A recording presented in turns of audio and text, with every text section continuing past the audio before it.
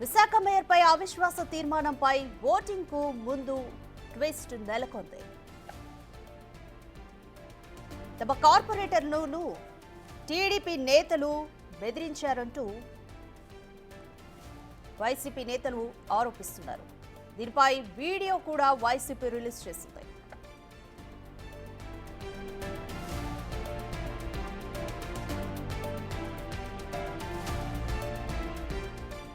విశాఖ మేయర్పై అవిశ్వాస తీర్మానంపై ఓటింగ్ ముందు కొత్త ట్విస్ట్ నెలకొంది. తమ కార్పొరేటర్లను టీడీపీ నేతలు బెదిరించారంటూ వైసీపీ ఓ వీడియోను రిలీజ్ చేసింది. కేరళలో తమ కార్పొరేటర్లు ఉన్న రిసార్ట్ కు అర్ధరాత్రి టీడీపీ నేతలు వచ్చారంటూ మాజీ మంత్రి గుడివాడ అమర్నాథ్ వీడియో రిలీజ్ చేశారు. వైసీపీ విడుదల చేసిన వీడియోలో ఏపీ బ్రాహ్మణ కార్పొరేషన్ చైర్మన్, విఆర్డీఏ చైర్మన్ కనిపిస్తున్నారు.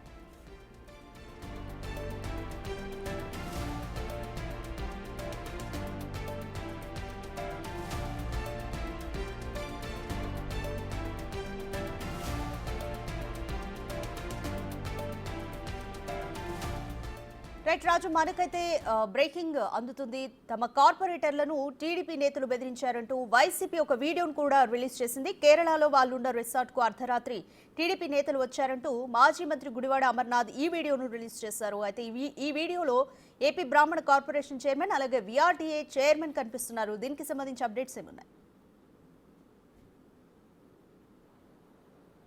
అంటే అటు శ్రీలంకలోని కొలంబోకి దాదాపుగా 30 మంది వరకు కార్పొరేటర్లని వైసీపీ కార్పొరేటర్లని క్యాంపుకు తరలించారు. పాస్పోర్ట్ లేనటువంటి కార్పొరేటర్లు 5గురిని అటు కేరళకి తరలించి అక్కడ ఒక రిసార్ట్లో ఏర్పాటు చేసినటువంటి పరిస్థితి అయితే ఉంది. దీనిలో ఒక చిన్న సబ్మిషన్ కూడా ఉంది.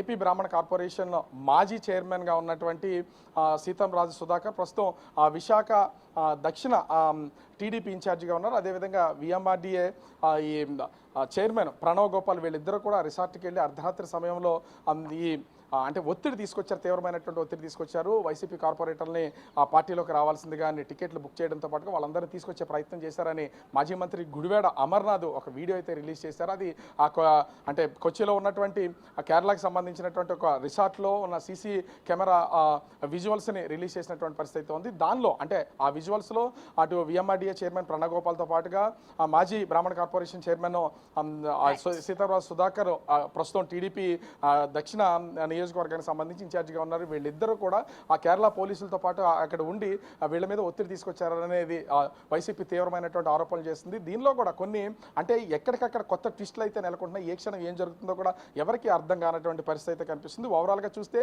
టీడీపీ మేము గెలుస్తామని అవిశ్వాసాన్ని గెలుస్తామని టీడీపీ ధీమా వ్యక్తం చేస్తుంటే అవిశ్వాసం వీగిపోతుంది. మేయర్పేట మాదే, రానున్న 9 నెలలు కూడా మేమే కొనసాగుతామని వైసీపీ అంటున్నటువంటి పరిస్థితి కనిపిస్తోంది. Right, thank you Raju.